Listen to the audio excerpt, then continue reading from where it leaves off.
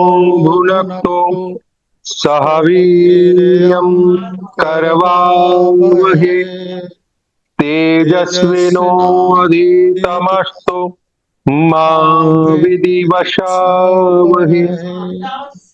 हे प्रभु, हमारी साथ साथ रक्षा करें, हमारा साथ साथ पोषण करें, हमें साथ साथ पराक्रमी बनाए। शास्त्र का यह ज्ञान हमारे लिए तेजोमयी हो और हम परस्पर किसी से द्वेष ना करें।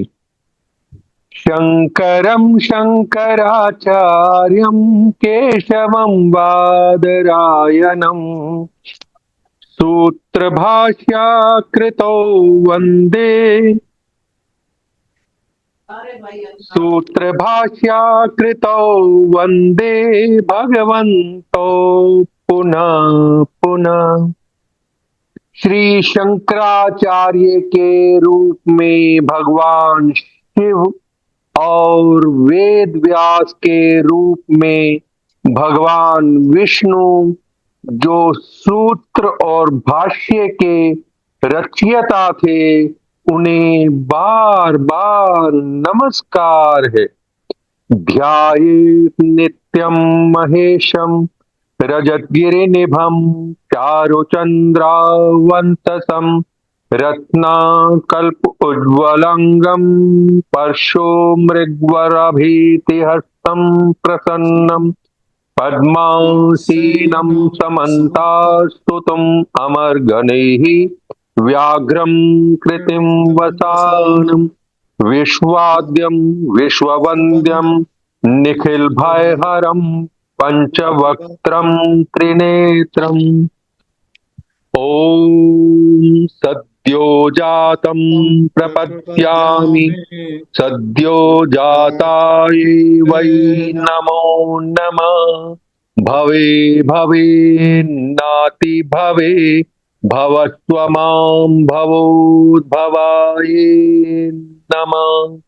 पंचमुखी महादेव के पश्चिम मुख स्वरूप महादेव की शरण में जाता हूँ। सद्योजात भगवान को मेरा बार बार प्रणाम है। आत्मक एक तरह से जहर भर जाता है, जैसे इमोशनल पॉइजन बोलते हैं उसको। किसी से गुस्सा है, किसी से नफरत है, ठीक है, और उससे हमारे काम रुक जाते, काम नहीं होते। तो उन काम को रोकने के लिए पहले हमें वो इमोशनल अपना जहर को खत्म करना पड़ेगा। इमोशनल पॉइजन को, उसको ठीक कराएंगे। वो कैसा होता है, कैसे खत्म होता है, ये करेंगे। उसके बाद अगर टाइम बचता है तो स्वर विज्ञान एवं मन शक्ति, ऐसी कुछ जन्मजात शक्ति होती है कि जब भी हम पैदा होते हैं यूनिवर्स में, तो कुछ शक्तियां लेके आते हैं। तो स्वर विज्ञान प्लस अपने जो जन्मजात शक्ति है, मन शक्ति है, उससे अपने बैंक अकाउंट को फुल करेंगे, अपने घर के बैग भरेंगे, घर को भरेंगे, और अपने पॉकेट को और अपनी तिजोरी को भरने का तरीका सिखाएंगे। लेकिन वो जब जब अगर टाइम बच जाता है, अगर टाइम नहीं बचा तो आज कल लेट नहीं करेंगे, कल ही करेंगे जरूर, ठीक है ना। तो सबसे पहले हम श्रेष्ठ संतान प्राप्ति का नियम समझाते हैं कि ऐसे हम स्वर विज्ञान में से कैसे प्राप्त कर सकते हैं। स्वर विज्ञान में सांसों के विज्ञान के माध्यम से जीवन के विभिन्न पहलुओं को प्रभावित करने के तरीके बताए गए हैं, जिनमें श्रेष्ठ संतान प्राप्ति भी शामिल है। यह माना जाता है कि सही समय, सही स्वरों की प्रक्रिया और श्वास के प्रवाह के आधार पर संतान के गुणों को प्रभावित किया जा सकता है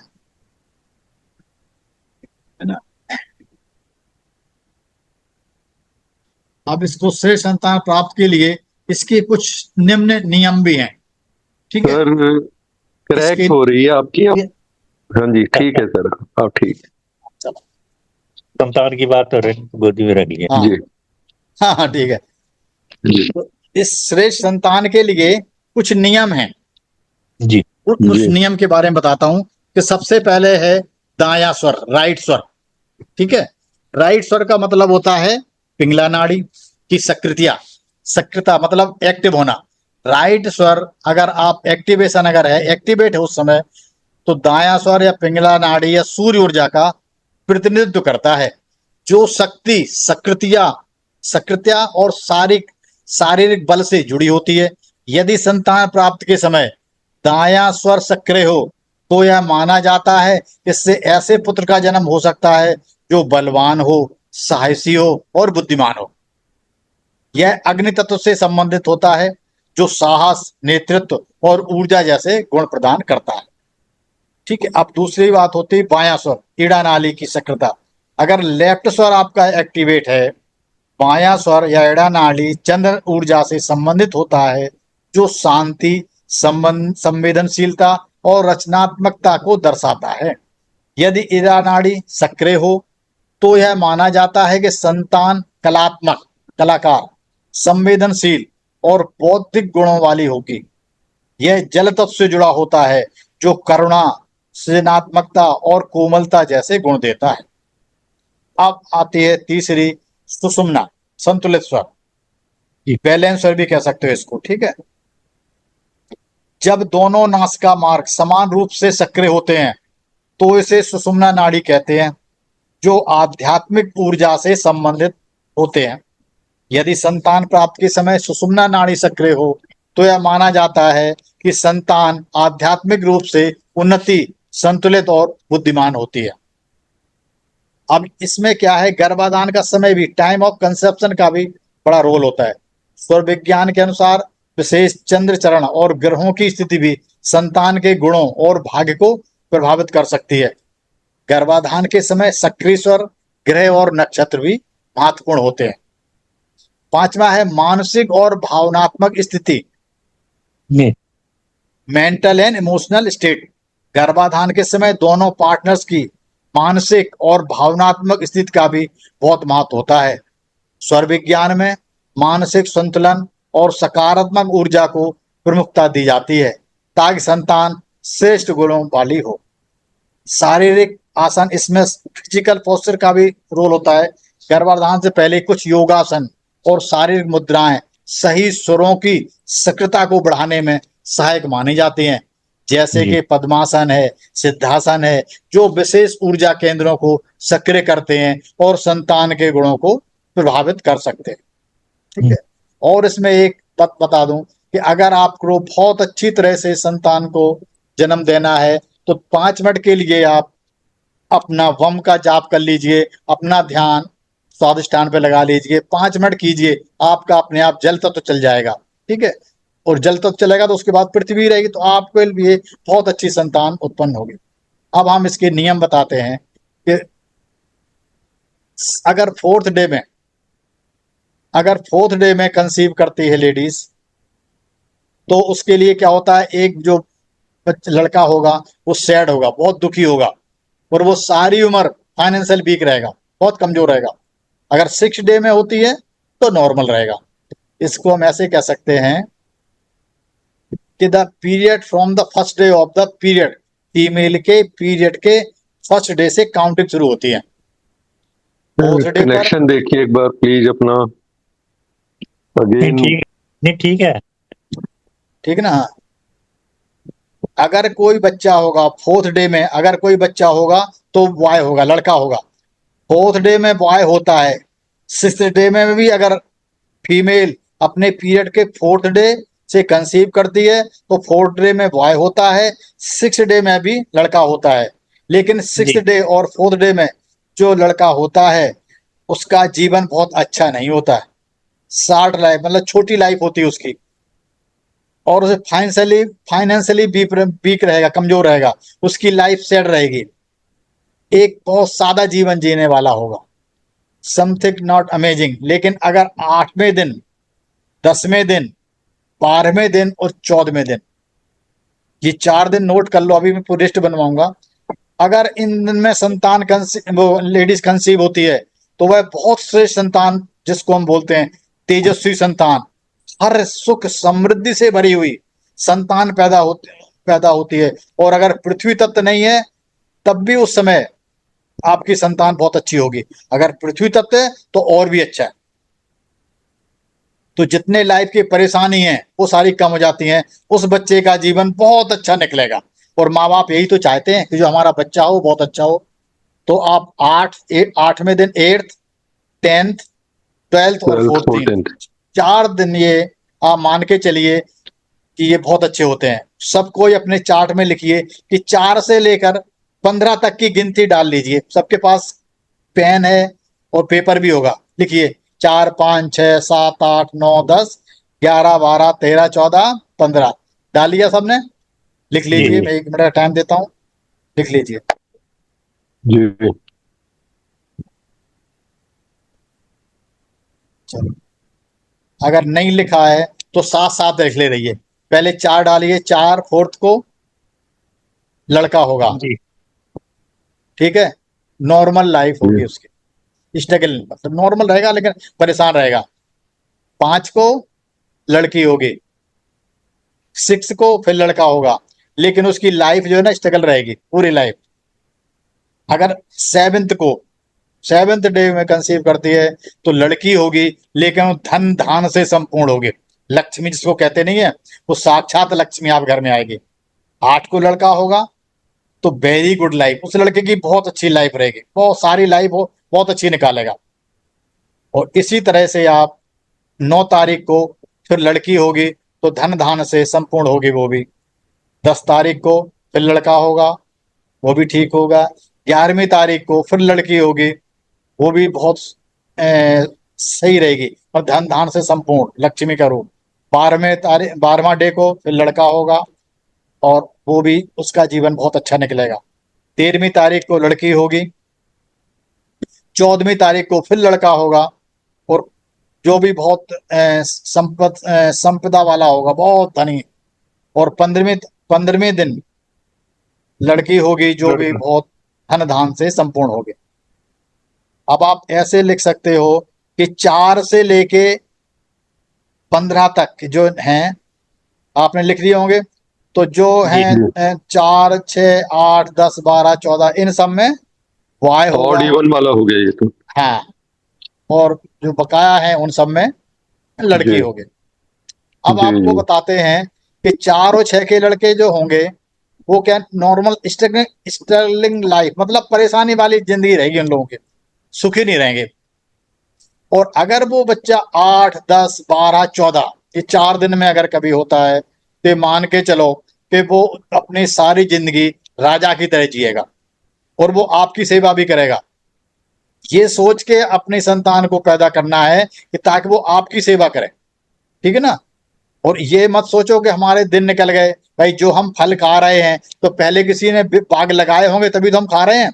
तो ये हम ज्ञान आगे भी देंगे। तो ये स्वर विज्ञान ये बच्चों का जो स्टार्टिंग के जो है यंग जनरेशन है उन्हीं का विज्ञान है, वो सीखेंगे तो बहुत ज्यादा सक्सेस होंगे, नौकरी अच्छी लगेगी, सारी लाइफ अच्छी जिएंगे और इस तरह की संतान भी बहुत अच्छी पैदा करेंगे। अब जैसे 4 से 15 तक या 4 से 14 तक के 2 4 6 वाले में लड़के लिख लो और 5 से 13 तक आप लड़की लिख लो और 15 को भी, ये सारे लड़की होती है। 5 9 11 13 इस तरह के। लेकिन सबसे अच्छी लड़की मानी जाती है 7th 9th और 15।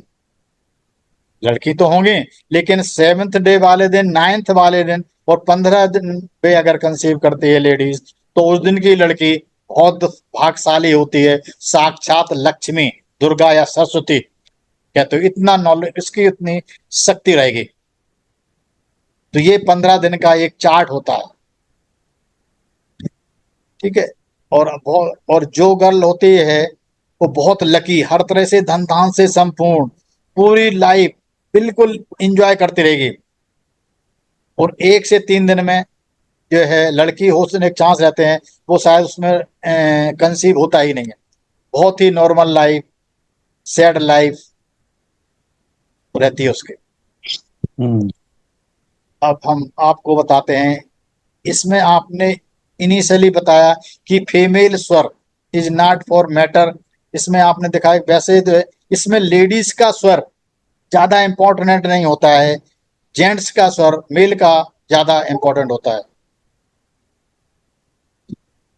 अब हम आपको एक शेयर कर रहे हैं थोड़ा सा चार्ट, इसे आप देख लो। जो लोग इसे कॉपी करना चाहते हैं तो कॉपी कर सकते हैं, फोटो खींच लीजिए या लिख लीजिए, या मैं कहो तो कल भेज भी दूंगा। ठीक है सर। श्रेष्ठ संतान प्राप्ति यहाँ लिख भी दिया है। वाह, लड़का कब होगा? ठीक है, 8वें दिन, 10वें दिन, 12वें दिन और 14वें दिन। ठीक है, दिख रहा सबको? सूद साहब दिख रहा है? हाँ जी ठीक है। हाँ ठीक है। लेकिन इसमें मेल का चलना चाहिए सूर्य स्वर, फीमेल का चलना चाहिए चंद्र स्वर। ठीक है, और तत्व होना चाहिए पृथ्वी। तो आप मान चलो आपका है जो होगा संतान, वो लड़का होगा, बॉय होगा। अब इसी तरह गर्ल्स वाले दिन के देखिए, लड़की होगी तो मेल का चलना चाहिए चंद्र स्वर। अगर जेंट्स का अच्छा, चंद्र मेल स्वर का। चल रहा है तो मानिए कि उस दिन अगर कंसीव करती है लेडीज तो लड़की होगी। और फीमेल का चलना चाहिए सूर्य स्वर, और पृथ्वी तत्व चलना चाहिए या जल तत्व। जल तत्व में भी लड़की हो जाती है। लेकिन दिन कौन से अच्छे हैं? 7th, 9th and 15th। 15th। 3 दिन लड़कियों के लिए बहुत अच्छे हैं और 4 दिन लड़कों के लिए। अगर आपकी संतान इन दिनों में होती है तो आप मानो कि आप भी बहुत भाग्यशाली रहोगे और वो भी बहुत भाग्यशाली रहेंगे। ठीक है। अब कुछ अब हम आपको बताते हैं कि अपोजिट जेंस मेल का अगर सूर्य स्वर है, क्लियर है। आवाज ठीक है। सही है ना? मेल जी। मेल की इंपॉर्टेंट होती है, फीमेल की नहीं होती। ठीक है ना? जी। ये तो मैंने बताया स्वर विज्ञान के हिसाब से। और स्वर विज्ञान ही एक ऐसा विज्ञान है कि जो जिससे आप संतान को कंट्रोल कर सकते हैं, और ऐसा कोई विज्ञान नहीं है कि जो आपका संतान कंट्रोल कर सकता हो। ठीक है। लेकिन अगर आपको नॉलेज है तो मैं आपको बता देता हूं कि ज्योतिष में भी इसका कुछ विधान है। ज्योतिष में श्रेष्ठ संतान प्राप्त कैसे कर सकते हैं, उसके लिए गर्भाधान और जन्म के समय का विशेष महत्व है। कुछ विशेष नक्षत्रों को शुभ माना जाता है जो संतान के उत्तम गुणों, बुद्धिमत्ता, शारीरिक और मानसिक क्षमता और आध्यात्मिक उन्नति में सहायक होते हैं। यहाँ कुछ प्रमुख नक्षत्र दिए गए हैं जो श्रेष्ठ संतान के लिए अनुकूल माने जाते हैं। एक होता है नंबर 1, ये लिख सकते हो, लिखना चाहो, रोहिणी नक्षत्र। रोहिणी। कृष्ण भगवान भी रोहिणी नक्षत्र में पैदा हुए थे, तो रोहिणी का अत्यधिक शुभ और श्रेष्ठ नक्षत्र माना जाता है। इस नक्षत्र में जन्म लेने वाले बच्चों में सौंदर्य, शांति, रचनात्मकता और बुद्धिमत्ता का प्रभाव होता है। इस नक्षत्र से जुड़ा बच्चा शारीरिक और मानसिक रूप से संतुलित होता है और उसकी प्रकृति शांतिपूर्ण होती है। रोहिणी नक्षत्र का एक ये गुण होता है। इसलिए हम स्वर विज्ञान से के जानने से अगर हम नक्षत्र का भी ध्यान रखें तो ये बहुत अच्छा होता है। सोने पे सुहागा बोलते हैं ना, ये वो हो जाएगा। इसलिए मैं आप सबको बता रहा हूं। दूसरा जी। होता है पुष्य नक्षत्र। पुष्य नक्षत्र को भी बहुत शुभ माना जाता है। इस नक्षत्र जी। में जन्म लेने वाले बच्चे आमतौर पर बुद्धिमान, धार्मिक और नैतिक होते हैं। इस नक्षत्र से संबंधित संतान में नेतृत्व क्षमता, लीडर बनना, इस तरह गुण होते हैं। और आध्यात्मिकता का भी गुण होता है, मतलब पूजा पाठ करने वाले, कर्मकांडी बहुत अच्छे माने जाते हैं, लीडर बनेंगे, इस तरह के होते हैं। तीसरा नक्षत्र होता है श्रवण नक्षत्र। श्रवण नक्षत्र में जन्मे बच्चों के ज्ञान प्राप्त के प्रति उत्सुक होते हैं और वे अत्यधिक विद्वान और विद्वान हो सकते हैं।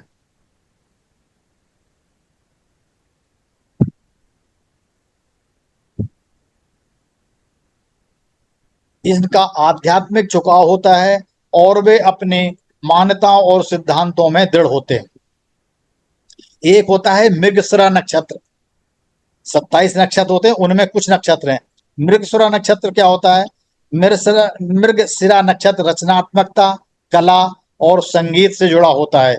इस नक्षत्र में जन्मे बच्चे बहुत ही रचनात्मक, संवेदनशील और प्रतिभाशाली हो सकते हैं। उनके अंदर कला के क्षेत्र में उन्नति करने की प्रबल क्षमता होती है। अब होता है हस्त नक्षत्र। हस्त नक्षत्र में जन्मे बच्चे बहुत ही कुशल और हाथों में से काम करने में निपुण होते हैं। इन बच्चों में नेतृत्व क्षमता, आत्मनियंत्रण और अनुशासन का विकास होता है। यह नक्षत्र व्यापार और व्यावसायिक सफलता के लिए भी अनुकूल होता है। फिर होता है अश्विनी नक्षत्र। अश्विनी नक्षत्र को जीवन में शुभता और सफलता देने वाला माना जाता है।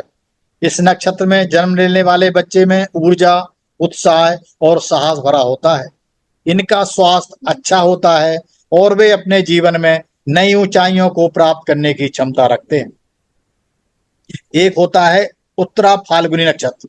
उत्तरा फाल्गुनी नक्षत्र को भी शेष संतान के लिए बहुत अनुकूल माना जाता है। इसमें जन्मे बच्चे धर्म, कर्तव्यनिष्ठा और उच्च नैतिक मूल्यों वाले होते हैं।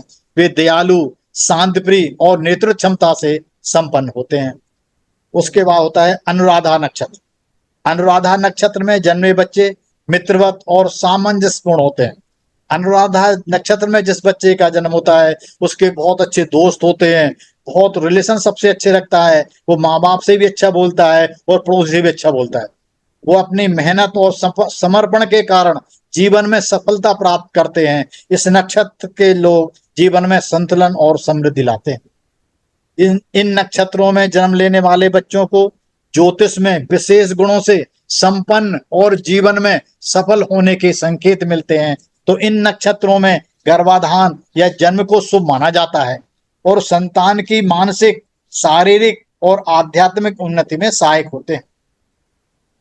इसमें कुछ और भी है गर्भाधान, जैसे ज्योतिष में चंद्रमा की स्थिति और नक्षत्र को ध्यान में रखकर गर्भाधान का सही समय निर्धारित किया जा सकता है। शुभ नक्षत्रों में चंद्रमा की अनुकूल स्थिति संतान के शुभ गुणों को बढ़ाती है। ठीक है, इतना ही बहुत है और लगन तो में जाने की जरूरत नहीं है। ये हो गया, ज्योतिष भी हो गया और स्वर विज्ञान भी हो गया। ठीक है, अब हम आते हैं अंक ज्योतिष में। अंक ज्योतिष में न्यूमरोलॉजी। न्यूमरोलॉजी हमें आनी चाहिए, थोड़ा बहुत पता होना चाहिए। इसका हम कब कब यूज कर सकते हैं, मानो किसी के डिलीवरी होने के टाइम पर डॉक्टर कहते हैं आप अपनी डेट बता दो, किस डेट को बच्चा चाहिए। तो अगर आपको पता है जब ही तो बता सकते हो। ठीक है, लेकिन ये डेट जो मैं बता रहा हूं ये गर्भाधान के समय की डेट बता रहा हूं।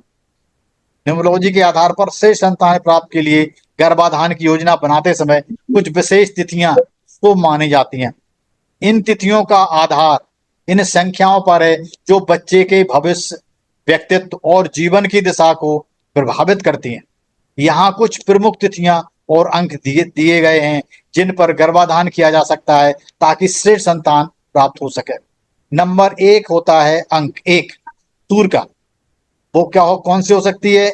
1, 10, 19, 28। भाई एक तिथि 1 को पहली तारीख को भी आएगी और 10 को भी होगी, और 19 को 1 और 9 और 1 10 को जोड़ो तो 10 1 हो गया, और 28 8 2 को जोड़ो तो 10 1। न्यूमेरिक में ऐसा होता है, इनका कंबाइन करके शॉर्ट में निकाला जाता है, 1 किया जाता है, तो 28 को जोड़ के 1 निकालेंगे। तो इस अंक से प्रभावित बच्चे, एक वैसे भी राजा बोला जाता है, सारे ग्रहों का भी राजा सूर्य होता है, और 1 नंबर जिसका होता है उसके अंदर स्वाभाविक रूप से लीडरशिप क्वालिटी वाले बच्चे होते हैं, आत्मविश्वासी और साहसी होते हैं। इन तिथियों पर गर्भाधान करने से संतान में नेतृत्व क्षमता, लीडरशिप, महत्वाकांक्षी विकसित होने की संभावना होती है। उसके बाद दूसरा नंबर है 3, गुरु का अंक। 3 की तारीख होती है 3, 12, 21 या 30। अंक 3 से प्रभावित बच्चों में शिक्षा, बुद्धिमत्ता और नैतिकता की गहरी भावना होती है। इन तिथियों पर गर्भाधान करने से संतान का झुकाव शिक्षा, धर्म और आध्यात्म की ओर होता है, क्यों ये गुरु की राशि है। वो गुरु वैसे भी मतलब ज्ञान को देता है और कभी कोई गलत काम नहीं करता है, हमेशा अच्छे काम ही करेगा। जिसका गुरु सही होता है वो सारी जिंदगी एक अच्छे काम ही करेगा, कभी गलत काम करेगा ही नहीं, उसकी कौन से सलाह नहीं करती। अब आ गया 5 नंबर। 5 नंबर एक ऐसा नंबर है न्यूमरोलॉजी में कि जिसका कोई दुश्मन ही नहीं है। 5 नंबर एक ऐसा नंबर है जिसका कोई दुश्मन नहीं है। अब वो 5 नंबर आते कब है? या तो 5 तारीख को बच्चा, या 14 या 23। ठीक है, क्योंकि ये बीच में आता है। इसके पहले देखो 1 2 3 4 पहले हो गए और 5 के बाद आगे देखो तो 6, 7, 8, 9 ये बिल्कुल सेंटर में आता है। इसीलिए इसके कोई दुश्मन नहीं होते हैं, ये बहुत अच्छा होता है। 5 अंक से प्रभावित बच्चों में सुचार, कुशलता, त्वरित निर्णय क्षमता, मतलब बहुत जल्दी निर्णय लेने वाले, और अनुकूलनशीलता पाई जाती है। ये बच्चे बहुत जल्दी सीखते हैं और रचनात्मक होते हैं। स्थिति पर गर्भाधान करने से बच्चा चतुर और व्यावसायिक रूप से सफल होता है, बिजनेसमैन बनता है बहुत तगड़ा। उसके बाद आता है नंबर 6। नंबर 6 शुक्र का नंबर है। इसकी तिथि होती है 6, 15, 24। ठीक है, 5 और 1 6, 2 और 4 6। तो इस 6 अंक 6 से प्रभावित बच्चों में सौंदर्य बहुत सुंदर होंगे, कला और प्रेम की भावना प्रमुख होती है। इन तिथियों पर गर्भाधान करने से संतान को जीवन, सौंदर्य और सुख सुविधा और समृद्धि से भरपूर हो सकता है। और 6 तारीख के जन्मे हुए लेडीज को बहुत सुंदर पति मिलता है, चाहे खुद भी किसी तरह की हो। आपने देख लेना, जिस किसी लेडीज का 6 नंबर हो, चाहे 6 को पैदा हुई हो या 15 को या 24 को, तो आज देख लेना लेडीज की शक्ल किसी भी तरह की हो, लेकिन उसका हस्बैंड बहुत अच्छा सुंदर होगा, बहुत उसे। ये एक कृत्रिम वो है, कुदरत की देन है। और होता 6 नंबर के लड़कों की भी पत्नी सुंदर होती है, लेकिन लेडीज की जरूर देखी गई है, रिसर्च की हुई है कि 6 नंबर की लेडीज के अंदर बहुत खूबसूरत हस्बैंड होता है उनका। अंक नंबर 9 मंगल का, इसकी शुभ तिथियां होती हैं 9, 18 और 27। अंक 9 से प्रभावित बच्चे साहसी, ऊर्जावान और डिनर होते हैं। इन तिथियों पर गर्भाधान करने से संतान जीवन में संघर्षों का साहसपूर्वक सामना करती है और अनेक लक्ष्यों को प्राप्त करने के लिए दृढ़ संकल्पित होती है। शुभ संतान प्राप्त करने के लिए गर्भाधान की योजना, सबसे पहले तो 1 नंबर सोच लो, ठीक है ना। मूलांक बर्थडे 1 आना चाहिए, ठीक है। तो इसमें सबसे कौन से होने चाहिए? 1, 3, 5, 6 बर्थ नंबर बोलते हैं इसको। बर्थ का टोटल, डेट ऑफ बर्थ का टोटल कर लो, कोई भी डेट हो, ठीक है, उसका टोटल करके देखो 1, 3, 5, 6 या 9 है, तो ऐसे समझ लो इन बच्चों का लाइफ बहुत अच्छी रहेगी। ज्योतिष के हिसाब से और अंक 7 के हिसाब से भी श्रेष्ठ माने जाते हैं, जिनका बर्थ डे 1, 3, 5, 6, 9 का टोटल आ रहा, डेट ऑफ बर्थ का ओनली। अब डेस्टिनी नंबर होता है टोटल पूरी डेट ऑफ बर्थ का टोटल करना, जैसे मूलांक को जोड़ना, जन्म तिथि को और वर्ष को, ठीक है। कोई भी डेट पूरी लिखो, सारों को जोड़ने के बाद जो नंबर आता है उसे हम बोलते हैं डेस्टिनी नंबर। तो अगर उसकी डेस्टिनी नंबर भी ये आ रही है 1, 3, 5, 6, 9, 1, 3, 5, 6, 9, तो ऐसा बच्चा बहुत अच्छा रहता है। उसकी इसे भाग्यांक भी बोलते हैं। भाग्यांक भी जीवन में बड़ी भूमिका निभाता है और इसे ध्यान में रखते हुए गर्भाधान की तिथि का चयन करना चाहिए। यदि आप चाहते हैं कि बच्चे में नेतृत्व और आत्मविश्वास हो, तो उसकी आप तारीखें लिख सकते हो 1, 10, 19, 28 लिख लीजिए। 1, 10, 19, 28 अंक नंबर 1। फिर अंक नंबर 3 जो पहले बताया हूं, 3, 12, 21, 30। आदमी बच्चा बहुत विद्वान होगा, शिक्षा बहुत ग्रहण करेगा और नैतिकता पर भी जोर देगा, क्योंकि गुरु का नंबर है। और 5 नंबर, 5, 14, 23 ये बुध का नंबर होता है। बच्चा बहुत चतुर होता है, रचनात्मक और बहुमुखी होता है। 6 नंबर ये शुक्र का होता है। अगर आप चाहते हैं कि बच्चा कलात्मक हो और सौंदर्य प्रेमी हो, तो 6, 15, 24 की तिथियां उत्तम रहेंगी। यदि 9 नंबर आ रहा है, यदि आप बच्चे में साहस, दृढ़ता और निडरता देखना चाहते हैं, तो 9, 18 और 27 की तिथियां चुनें। अब कुछ अन्य बातों का भी थोड़ा ध्यान रखना चाहिए। ग्रहों की स्थिति और ज्योतिषी संकेतक, अंक ज्योतिष के साथ साथ ज्योतिष शास्त्र भी महत्वपूर्ण होता है। ग्रहों की स्थिति, नक्षत्र और तिथियों का विशेष ध्यान रखा जाता है, ताकि संतान के जन्म के लिए अनुकूल वातावरण तैयार हो सके। सकारात्मकता, मानसिकता, गर्भाधान की योजना बनाते समय माता पिता की मानसिक और शारीरिक स्थिति भी महत्वपूर्ण होती है।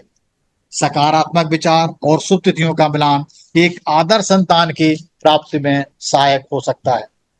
यदि आप किसी विशेष का चाहते हैं अंक का, तो आप किसी ज्योतिषी से भी या किसी स्वर विज्ञानी से आप या न्यूमरोलॉजिस्ट से आप सलाह कर सकते हैं। ये मेरे को तीनों चीजें आती थी, इसलिए मैंने ये तीनों चीजें कंबाइंड करके दी। मैंने कहा आज कब मौका मिलेगा आज सबको बता दो, ठीक है। अब हम आपको का मतलब कल ही करेंगे, थर्सडे को, ठीक है सर। ठीक है ना। हाँ, क्योंकि वो बड़ी इंपॉर्टेंट क्रिया है। आज आवाज बात सही नहीं आ रही ना, इसलिए। न तत्र सूर्यो भाति न चंद्र तारकम् नेमा विद्युतो भान्ति कुतोऽयम् अग्नि तमेव भान्तनुभाति सर्वम् तस्य भासा सर्वमिदं विभाति। ॐ पूर्णमदः पूर्णमिदं पूर्णात् पूर्णमुदच्यते पूर्णस्य पूर्णम् आदाय पूर्णमेवावशिष्यते। ओम शांति शांति शांति शांति। शांति। ओम।